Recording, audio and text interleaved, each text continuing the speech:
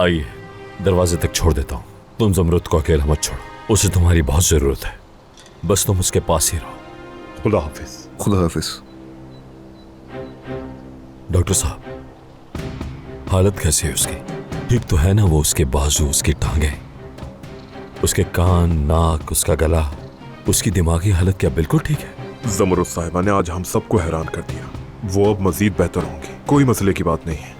पूछने का मकसद सिर्फ ये है कि उसके दिमाग को कोई नुकसान तो नहीं हुआ होगा ना?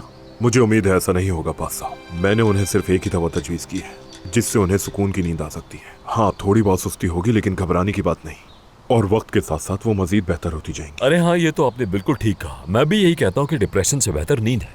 मैंने ठीक कहा ना मेरे प्यारे डॉक्टर? हर चीज का इलाज होता है आपके पास, और इसका भी निकला है। मैं समझा नहीं।